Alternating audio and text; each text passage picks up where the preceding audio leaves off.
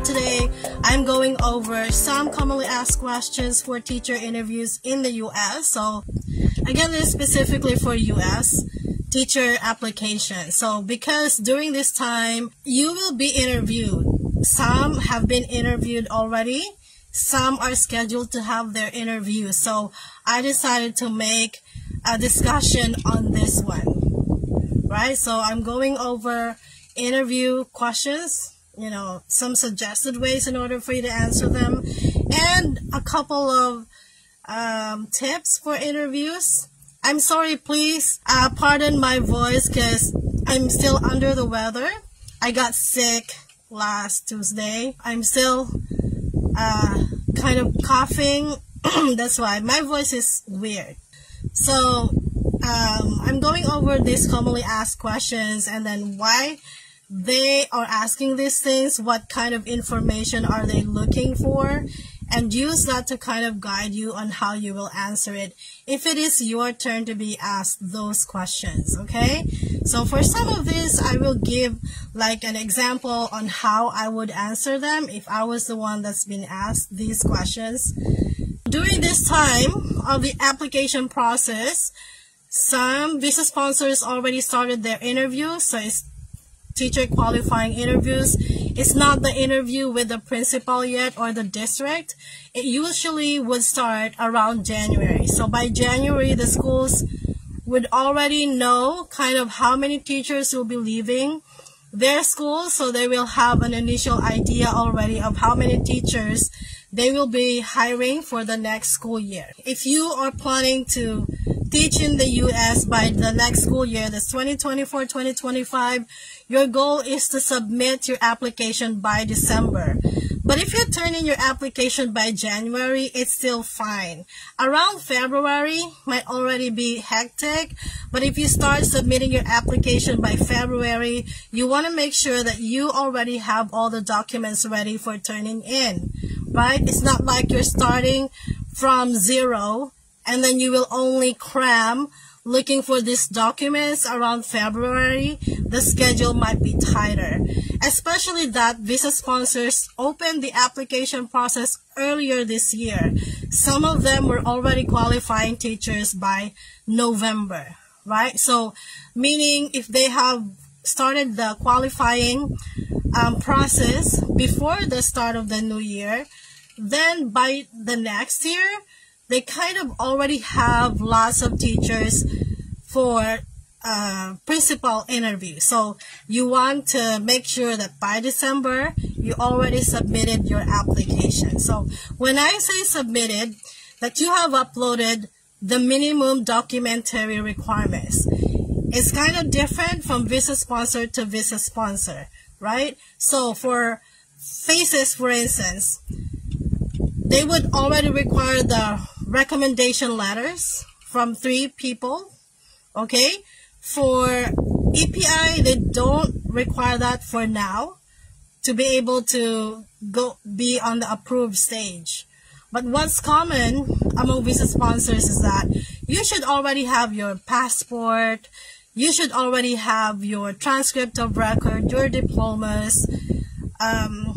Some of them are requiring the driver's license already. They would require family information, okay, because they want to know, are you taking your family with you? If you are, you also need to turn in their documents.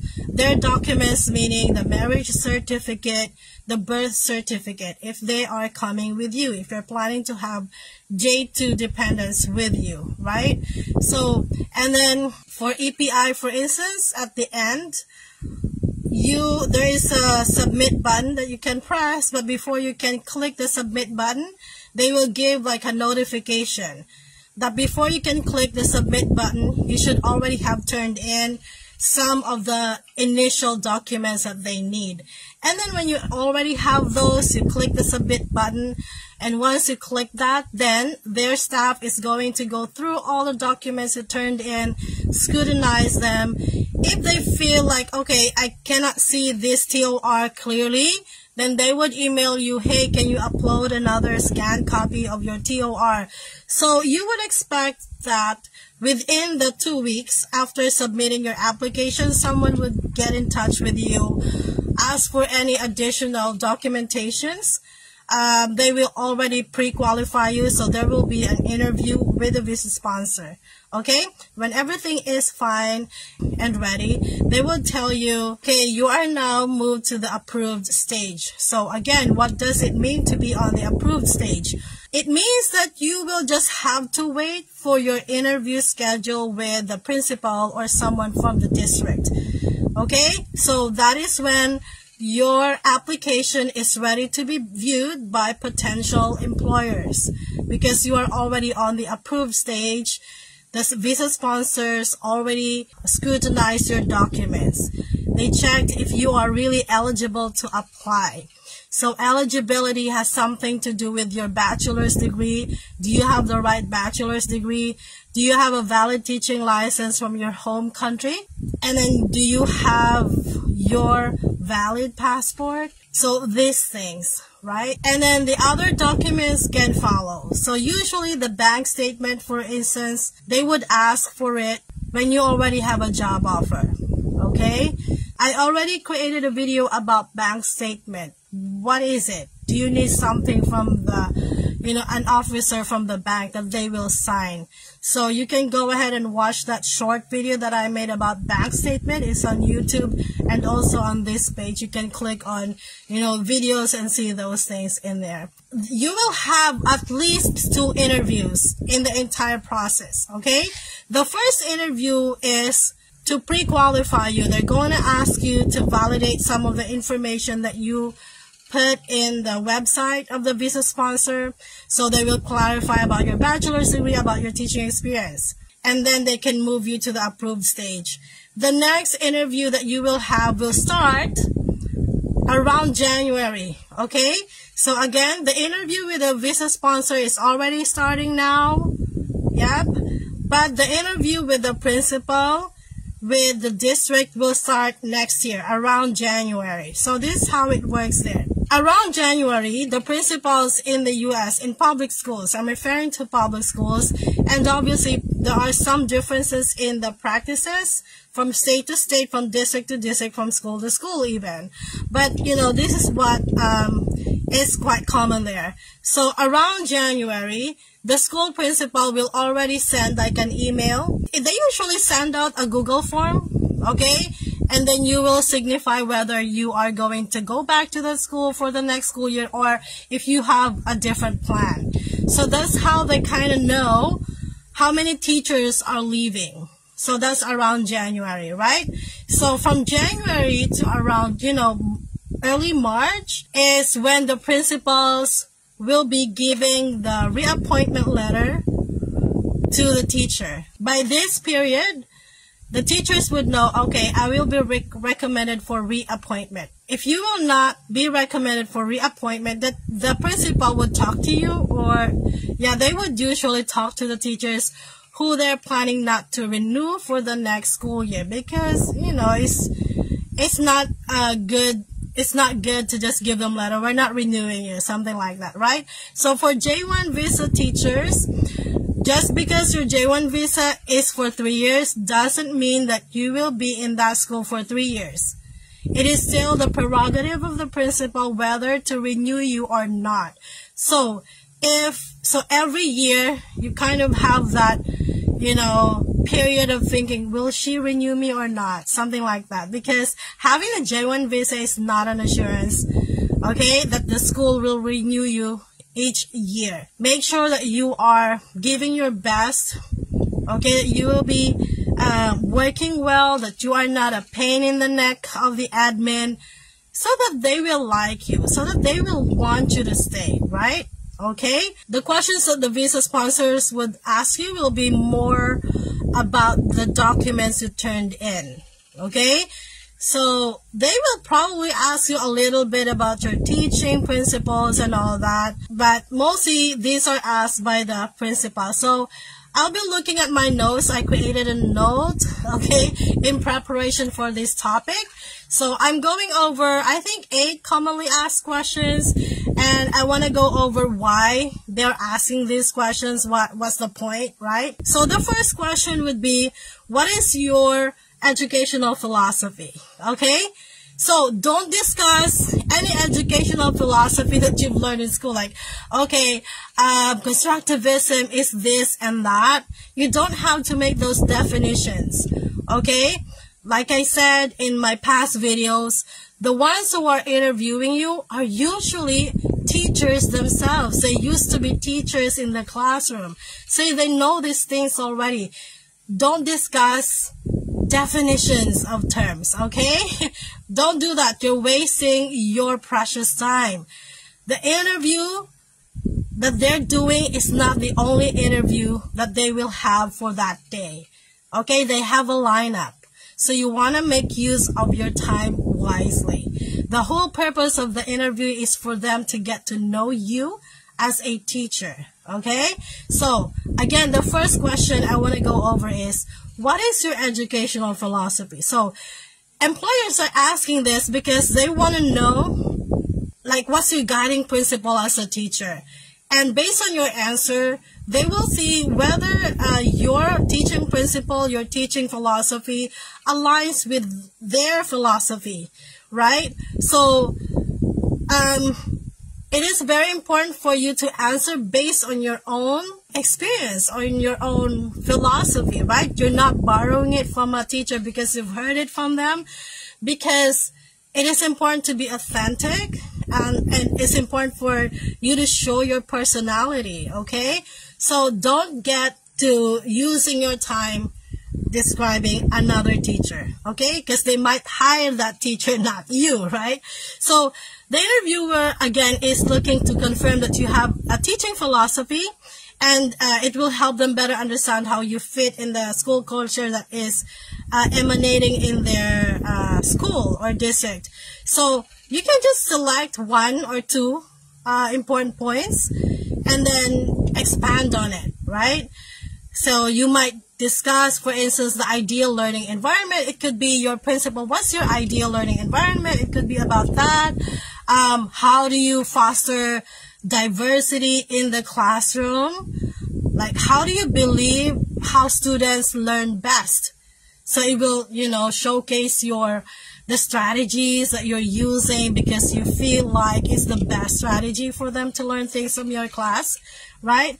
So these things, or you can also talk about why you believe that education is important. So think about your own school, your own students, your own classroom.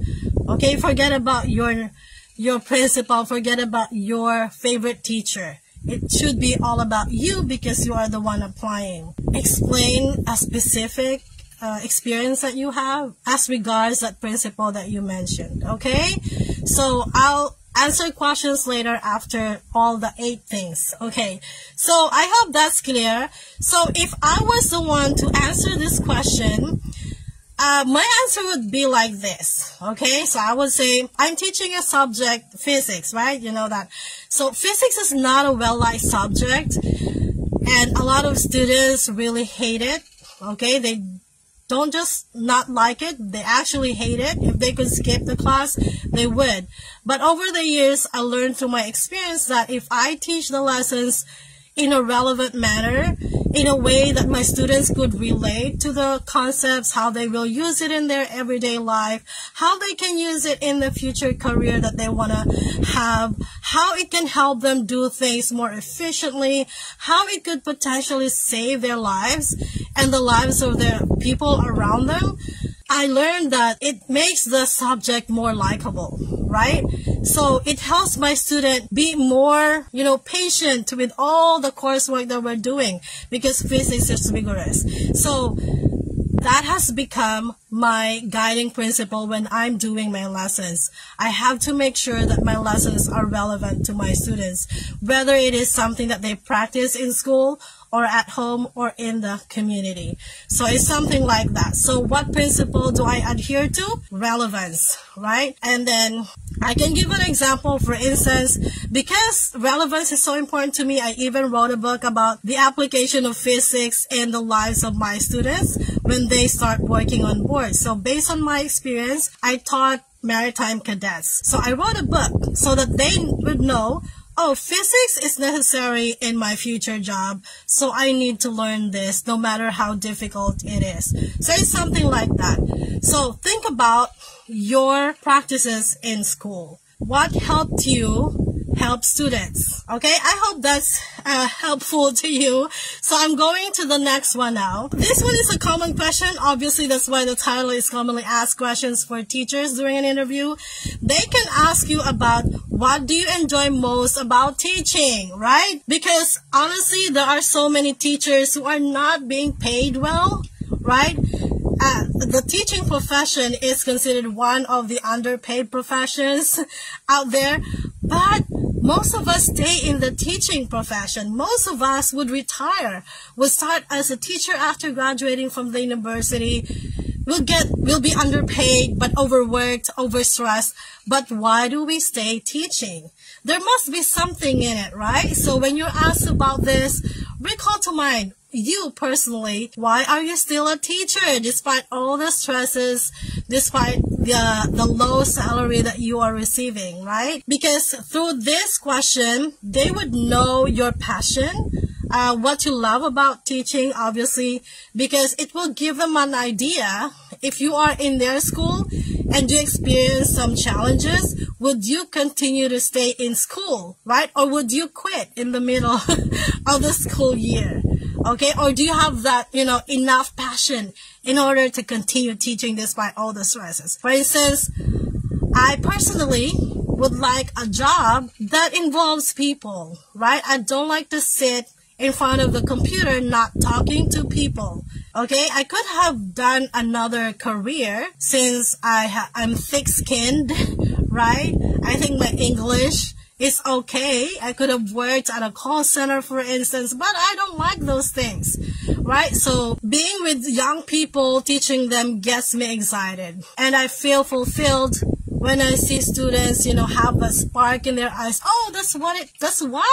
Okay, that's why I should not be doing this and that, because that's not safe, right? So those things, they give me, a reason to continue to like teaching, because I'm inspiring students and I have, students who become teachers themselves, something like that. So again, think about your own experience, because when we talk about our own experience, our eyes will light up, right? So they know, okay, this teacher is talking about her experience in school. So it's very important to be authentic. If you're a math teacher, because, you want to see your students be analytical thinkers, right? So they will not be scammed, for instance. So you want to contribute to their lives in that way. That's why you're staying in school and continue to teach, right? Next, why do you think you are a good fit for this school? That is why if you already have a schedule for an interview with a prospective employer, right? A teacher, school, make sure to read about the school. Each school, usually, they all have mission, vision, right? A slogan, not logo. You want to make sure that you have read about it so you can say something about those things so that your answers will be aligned to their own mission, vision, something like that. But like I said, don't go discussing things. Don't discuss, okay, so my vision, mission, something like that. No, just go directly to the point, okay? Why are you a good fit? For instance, the school might be putting so much importance in community, collaboration, or the culture within the school. How are you going to contribute to these things? Maybe the school is, really into extracurricular activities. So as a teacher, what can you do to contribute to that? And what have you been doing as a teacher that is aligned to these things? It could be about the diversity in the student population. Make sure to talk about, what is your experience when it comes to dealing with students with diverse culture, with diverse learning abilities, right? With diverse economic background. All your answers will then be aligned to the principal of the school. So they want to hire a teacher who is a good fit to that, right? You don't want, because if you hire a teacher who has an opposite view on everything that you're school is going after, of course they would not want to hire you, right? Read about the school, read about the district. Don't come to an interview without any preparation at all. Okay, this one is very important. Tell me about your behavior management strategy. So guys, if you are coming from somewhere where students are obedient, it's kind of second nature to them,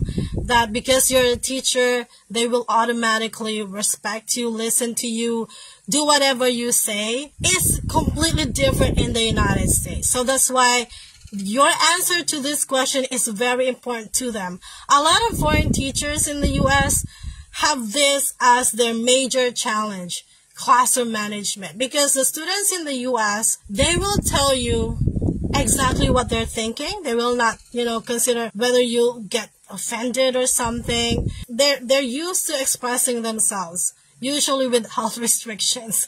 Okay, and for us, it will be rude, right? We'll take it as, oh, it's rude, it's disrespectful. So yeah, and if you don't have a good control of the classroom, no learning will take place. So your ability to manage your classroom, including your students' behavior, is essential to creating an environment where they can learn. As a classroom that's, chaotic, everybody's doing whatever they like, you as a teacher is not in control, no learning will take place. We all know that. It doesn't matter how well you prepared for your lesson. If no one's listening to you, it will all be a waste.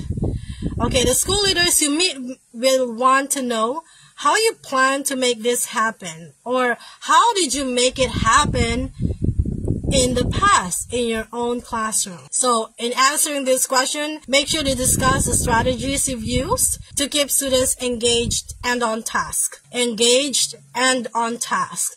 Because the students' misbehavior usually start to happen when they are idle, when they're not doing anything, when they're not productive. But if you plan your lesson from beginning to end, activities that will help the students become busy, right? That being productive, they don't have time to play around. How do you introduce your lesson? Correct? So usually they will know about what kind of teacher you are if they ask about this. So if they come into your class from the beginning, how will your class look like from the beginning to end? If someone starts to become disruptive, what do you do? Okay, so what are the things that you have to remember? So the first one, guys, I talked about this already. So making routines, establishing routines in the classroom is really important. So as a teacher, how did you establish routines in your classroom? Because, if you are a Catholic, for those who are Catholic, once you get into, the church, when you know when to stand, right? You know when to kneel. You know when to hold hands. You know what to, respond to the priest usually, or whoever is reading in front. That's an example of a routine. Even with your eyes closed, you know what to do and when to do them. That's how we can describe routine. And if you have established a good routine in your classroom, it means that as soon as the students get into your class, they know what to do. Are they going to put their bags somewhere, or they can carry that with them but put that under the chair? Okay, so that's why we can talk about in the beginning of the school year, you are not skipping establishing the rules, the routines in the classroom. So you can describe about how you're making sure that these routines are established, right? For instance, it could be, how grade school students, if they come into school in the classroom without lining up, okay, what would the teacher do? Okay, go back again, go out again, and let's do this again, right? So practicing them, making a follow-up, establishing routine will not happen if you only talk about it one time, say day one, and then you don't talk about it, you don't practice it the next day, the next weeks, the next month, right? So establishing routine, talk about routines that you have in your classroom and how it helps you manage class. Okay, how do you emphasize respect in the classroom, right? Without being, making a sermon. Yeah, those things. And how do you apply the consequence if a student is not, applying the rules. So they want to know, how do you apply consequences? How do you show consistency when a student is misbehaving? And, what's your consequences? Do you always apply it? Do you have like reconsideration of things? Because, if you talk about bending the rules, it's not a good thing. Because once you bend the rule for someone, you have to bend it for everybody, right? So how do you establish open communication with your students? So think about your own experiences. So you can talk about the tools that you have in the classroom. Do you post, the rules in the classroom where the students can see them? Something like that. Yeah, they will definitely ask you about how you deal with disruptive students in the classroom. How do you deal with students who are not turning in assignments, right? And that their grades are, not doing good because they're not turning in their assignments. They're off task in the classroom. So as a teacher, what do you do? Based on your experience, did you do any strategies that you tested in classroom and it worked? Right? Okay. So they will also ask you about how do you engage with parents to ensure they are involved in the learning process. So they are big on this. Do you call home? Do you make sure that you contact the parents when the students are misbehaving, and also when the students are doing well in school? Make sure that you also do a positive call. You may spend most of your day with students, right? But building relationships with parents is equally important. And the interviewer wants to see how you've done this in the past, correct? So do you keep contact information of the parents or the guardians? So when parents are involved, students are more likely to have academic success because someone is guiding them at home. So when they're not in your classroom, the parent is still involved, and make sure that you have a good relationship with the parents, right? Because they will help you remind the students of the purpose where they're going to school. They will help you remind the students to do their assignments, to behave in class. So you will have better behavior from your students if the parents are involved and they're, happily doing it with you because you have a good relationship with the parents. So as you answer this question, think about what strategies you've used in the past or you are using that allows your relationship with the parents to be, really there, strong. And because of that, someone is helping you with the behavior of the students. Here are some talking points that you can, discuss or consider to discuss when you're asked about this. Maybe, do you invite parents to volunteer in classroom or in field trips? That's something that you practice in your school. Do you inform your parents about school-related activities through, say, emails or texts? If you're allowed in your school, do you have like a Facebook page that you're allowed to use officially so that the parents can see your activities in school? Or maybe do you have like Google Classroom where parents could access them? Do you have this? So if parents could access your Google, just an observer, they're not allowed to edit anything. They're not allowed to make comments. Just as an observer, if you're posting photos there, the parents could see them. It's a good way to also involve them, right? Do you have like a monthly newsletter? Okay, this could be a lot, but I'm just giving you some points that, you may consider. Okay, maybe you're doing this already. You just forgot to mention this during the interview. Do you provide parents with resource materials? Do you give the handout to the kids to give to their parents? So these are some of the ways for you to involve the parents. So how do you ensure equality and inclusion in your class? Okay, very important, very American question. Okay, inclusivity, equality, equity. So read about these things. Okay, so inclusion, equality strategies would include how do you create your lessons so that those who are slow, who may have learning disabilities, can still enjoy your class, can still feel, okay, I'm part of this class. My teacher cares for me. How do you plan your lesson? If you have students who have reading disability, for instance. So, for instance, in your school, do you have like a list of accommodations per student? Because in the U.S., it's actually a legal document. So you have access if you have a student with some accommodation. So learn that term, accommodations for students with learning disabilities, for instance, or they could have allergies. Make sure that you know those. As a teacher, do you keep track of these things for your students? And based on these things that you know about your students. So I have a student who doesn't speak English well, for instance. I have a student who is not reading on the grade level that he should be reading. I have a student who is dyslexic. I have a student who is, for instance, undernourished. I have a student who is having an eye problem, could not read well, sitting from the back. So how did you make arrangement in the classroom? Did you make a special seating arrangement? Do you make your visuals so that it's big enough for students who may have visual impairment, for instance?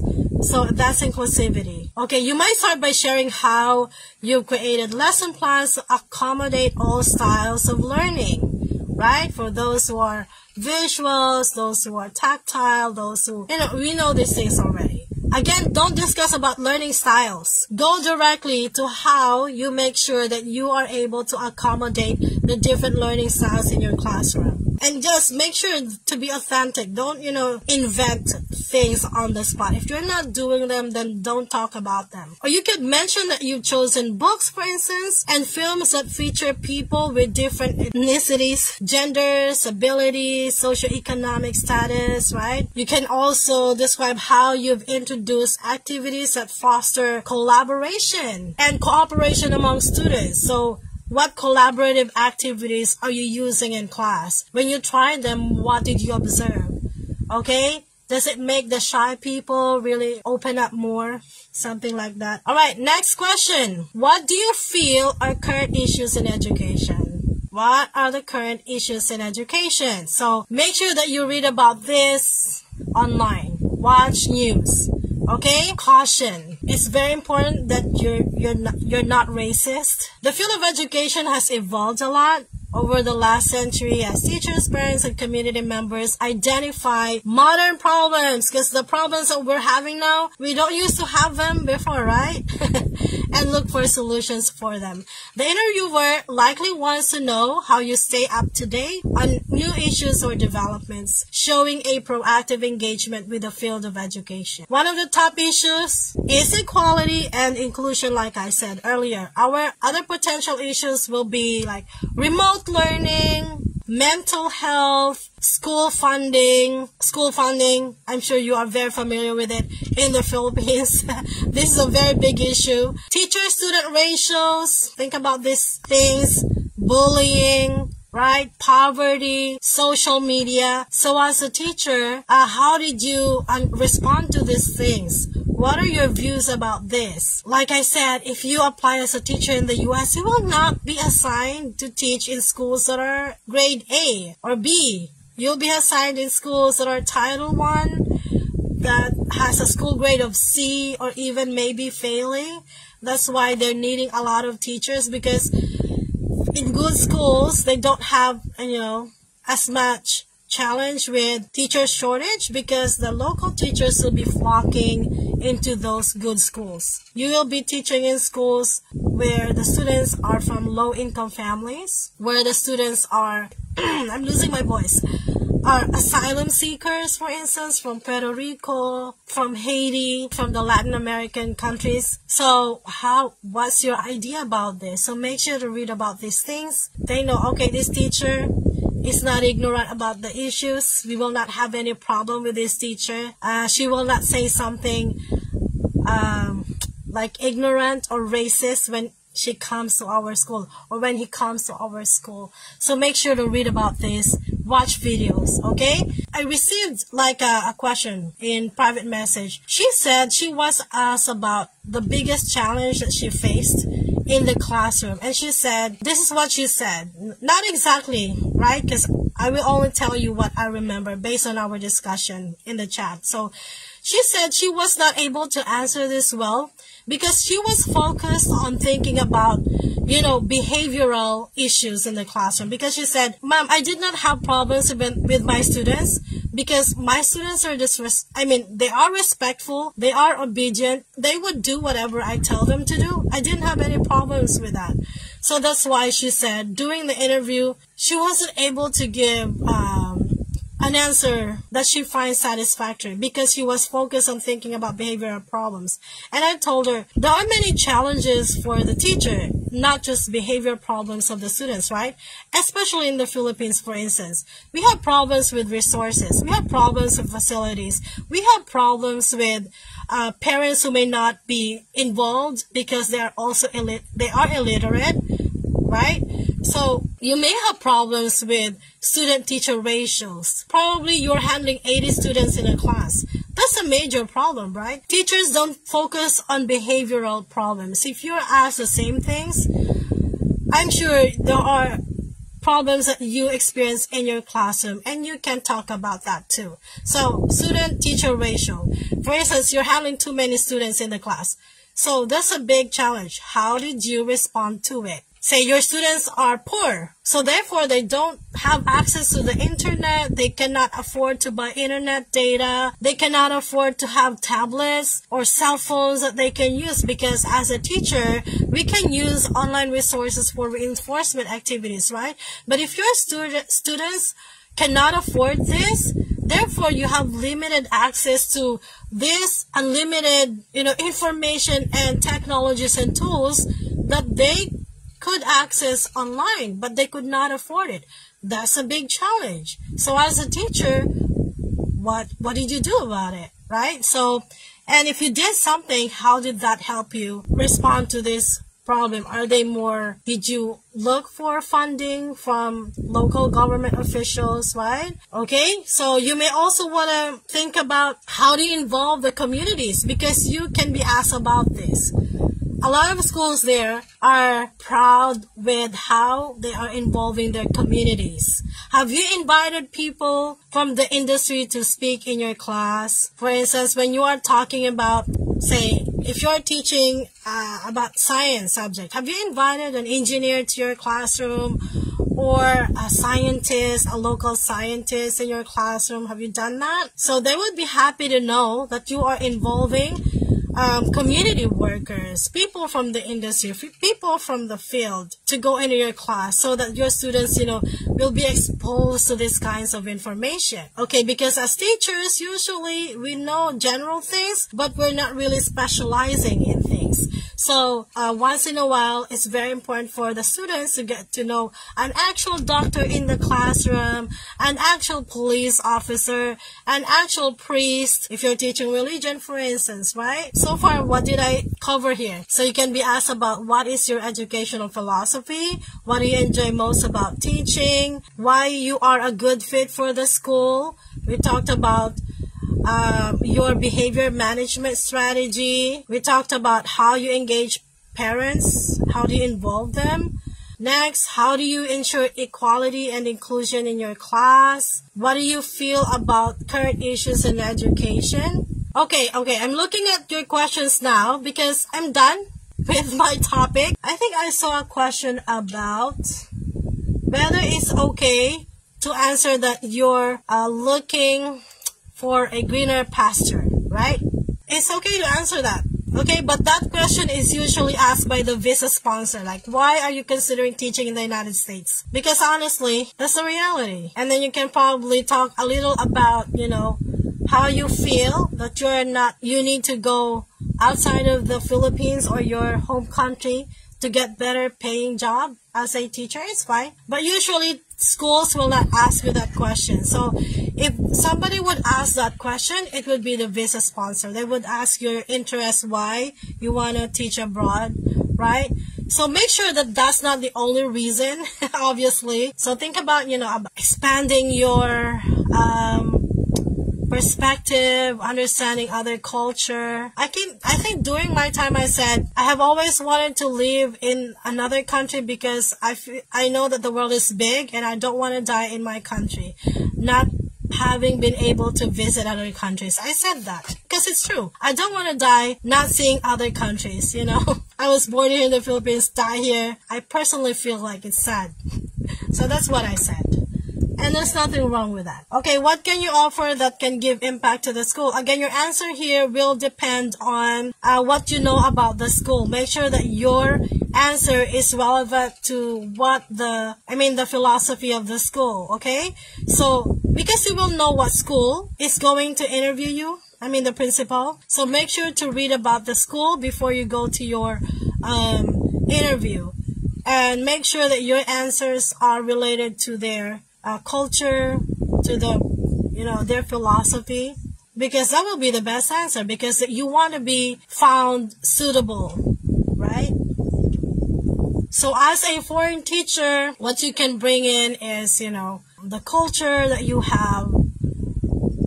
You can share it with your students, because you're learning about the culture of other people will broaden your perspective in life, will help you better understand people who are different from you, something like that. And also you can think about specific things that you have done at your school that has benefited your school. And if that benefited your own school, it could help your new school as well, right? For instance, if the question is, it could be subject specific, like this one here. One of the questions they asked on my PI is, how do you teach mathematics? Okay, so in order to answer this, I would suggest, guys, for you to look at these teaching strategies that are used in the US. Look for rotation. So learn about rotation, learn about Kagan, collaborative strategies. So you have centers and differentiated learning.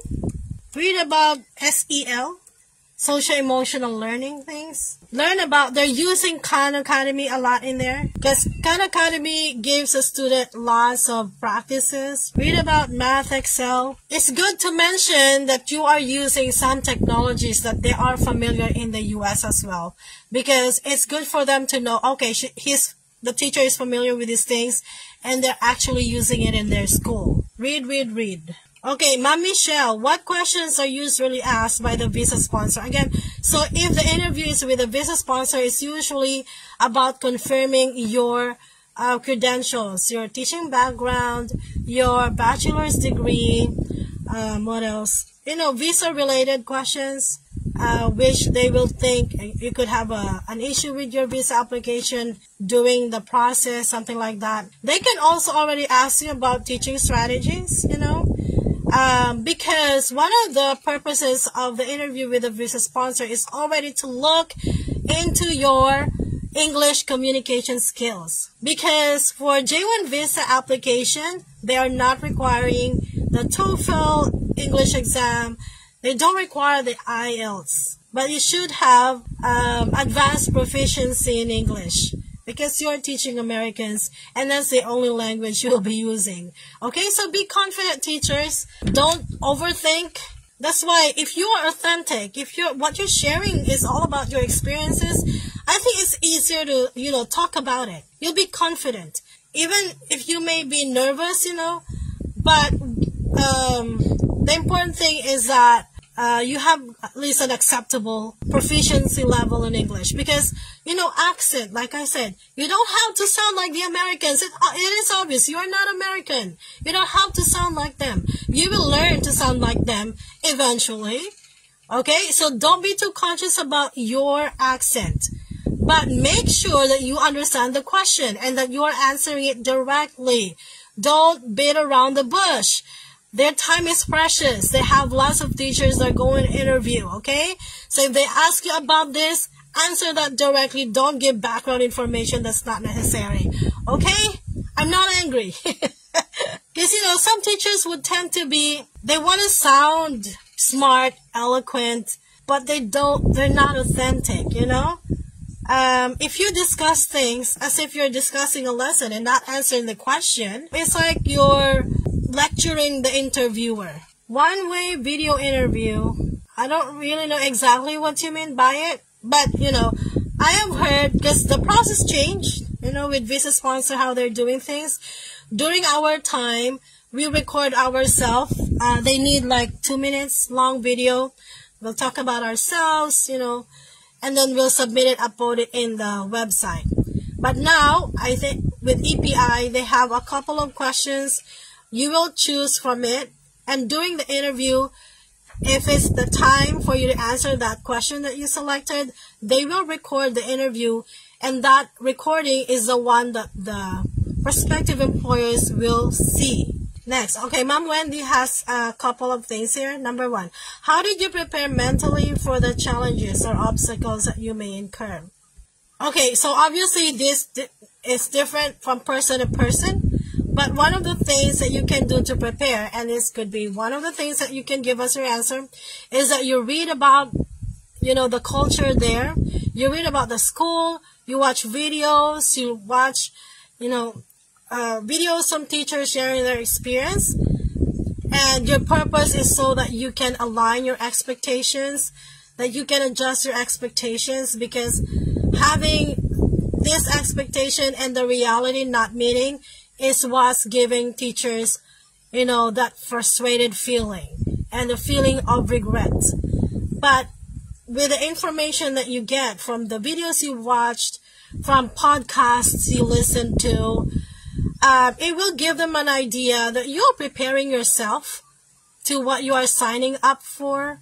That's why you're doing these things.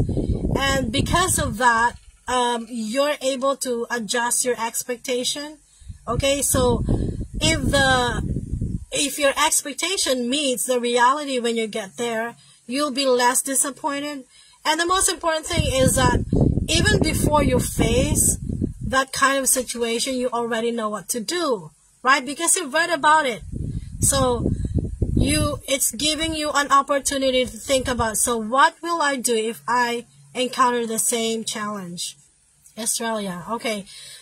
Thank you for asking that, because it's one of the important things that they do there. Your lesson should be data driven, so that's what they prefer. So what does it mean? For instance, if you have like assessments that you use, so how do you use the test scores of the students in order to help you plan your next lessons? Okay, for instance, if you're using tools like Nearpod, Pear Deck, what else? They have a built-in statistics in them. So if you use them, it'll show you the mean of the class, the average of the class per question.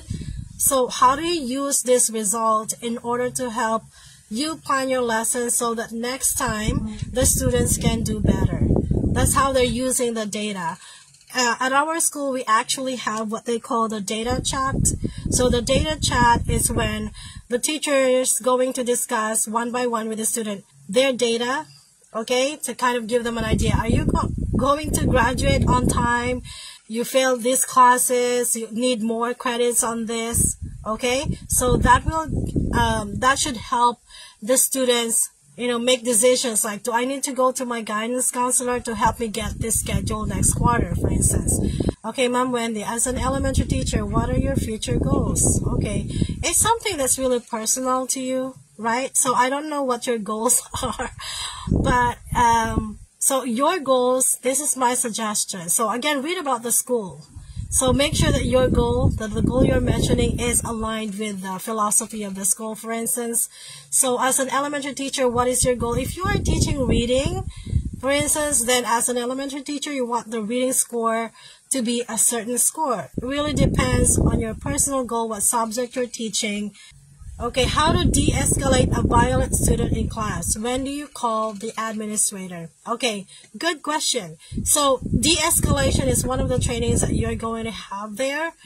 Okay, so what's the practice? Hang on. Look, my white hair is coming out. That's why I always tie my hair. Okay, that's beside the point. To de-escalate is to avoid getting the situation, worse than it already is. For instance, the student is already being hostile. So to de-escalate means not to say things that could offend the student even more. Okay, one way to de-escalate is to express that you understand the student, to help the student calm down. So don't say things like, because it's your fault, something like that. The student will even be, angrier. Okay, so I made a video about school fights. So I talked about de-escalation there. Okay, if you have time and if you're interested to know about it, it'll help you with answering this kind of question if you watch that video. Okay, also as a teacher, it's very important for you to be aware of what's happening in the classroom. If the students are kind of teasing each other, we know it usually leads to fights among them, of someone being hostile. Make sure that when you see behaviors like that you stop it right away. Okay, but make sure not to touch the students, not to comment on the student being in the wrong. They will not accept it. It will just make them angrier. But acknowledge the feeling. Hey, I know that you are upset, but it will help if you calm down a little bit. Okay, do you need any help from me? In what way can I help you? But don't touch the student. If two students are already kind of fighting, okay, don't break the fight. Call the deans. Call someone from the discipline. Call someone from the admin. Okay, so when do you call the admin? Really, it depends on the school rules or procedures. Okay, so but it's the safest when you feel that the student is already not able to regulate their emotion, they're angry, you can start calling. Okay, that's for safety of everybody, because sometimes it helps with de-escalating it. When they see you already calling the dean, sometimes they would calm down, because they know they will get in trouble. There will be a write-up. A write-up means that's like a referral, a report of student misbehavior. Okay, Jocelyn. Okay, so proactive. So what are the things that will help teachers really manage, or like proactive? So it's very important to establish routines in the classroom. Establish routines so students know what to do. Okay, because if the students don't know what to do when they come in, for instance, they will ask each other, and one student will snap, and one student gets offended. If they know what to do in the classroom, where to get what, when to turn in what, the consequence for these things, it will be a chaotic classroom. If your classroom is chaotic, there are more chances of students misbehaving, right? That's one. Establish routine. During your first week, make sure to even practice it. What I did is even included in my quiz. Right? For instance, I have quizzes about the lesson, and 2 questions will be about the rules in the classroom. For instance, what is the consequence if you do this? A, B, C, D. So putting that as part of the quiz will remind my students about the rules and procedures in the classroom, right? Okay, what will happen if you turn in your work late? So something like that. There is no such thing as overdoing it, okay? Don't worry about what other people are saying. Just make sure to establish your routines, your procedures. So talk about it, remind the student about it, post it on the wall where they can see. If it's posted on the wall, for instance, your student is using the phone. So you can say, for instance, the name of the student who is using her phone is Jane. Hey Jane, could you read to me rule number 5? Okay, miss, and they will read, cell phones should not be used during class hour. Okay, so Jane, what do we do? All right, thank you. Put away your phone. Something like that.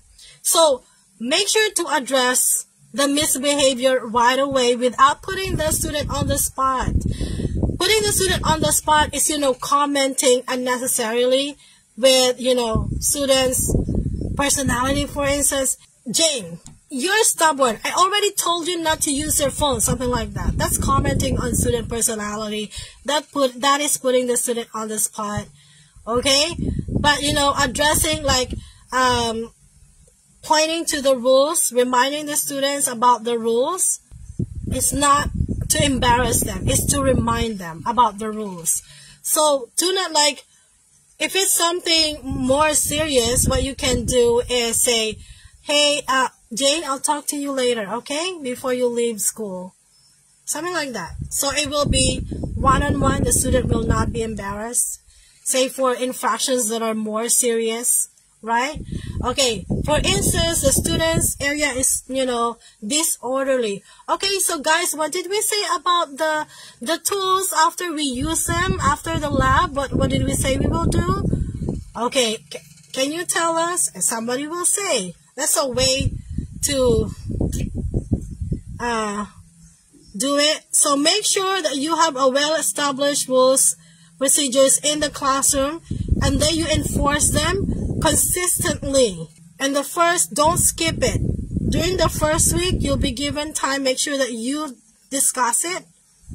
And also a well-planned lesson. If your activities are well-planned, the students will not have idle time for them to tease each other, to play horse.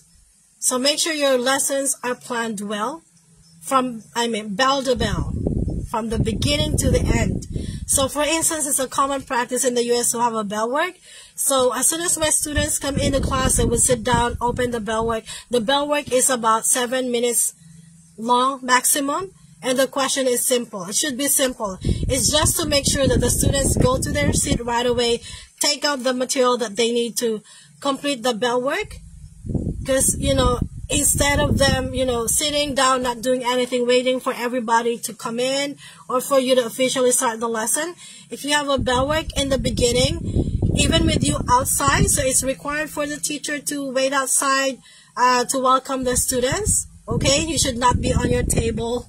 Okay, you should be outside by the door welcoming the students. So as the students come in, they get to their notebook or whatever it is you're using or your computer because the bell work is already up there. Okay, and then you don't even have to remind them. So those are some of the proactive ways that you can do, really planning your lessons well, establishing rules, regulations, expectations, and being consistent with them. Okay, what are the possible questions we could ask the principal during interview? You can ask about what are your expectations from me as a teacher, for instance, in reading. If you're a reading teacher, or if you're an English teacher or math teacher, something like that, so that you would know opportunities for, professional development, PDs. Will you be working with a colleague teaching the same subject? It really depends. What are the things that matter to you as a teacher? What are the things that you want to know even before you start working? So it really depends on you. For instance, for me, it is important for me to know, do you have a laboratory? Right? Because I'm a physics teacher. Is there a laboratory? Who is in charge of the tools, for instance? Is there like a separate lab technician? Okay, am I going to work with someone, another physics teacher? Meaning I'll be working with a team? Something like that. You can also ask if it really is, if it's important to you, just because you don't want to make mistake. Okay, so you can ask them, what's your rule about cell phone use at your school? Something like that, right? Okay. So what programs do you have about, student discipline? So these are the things you want to know from the get-go, because it'll help you, plan your day one in school, right? So it will help you establish your management plan, the rules, regulations, because you don't want to put up procedures and regulations that's contradicting what's existing in school.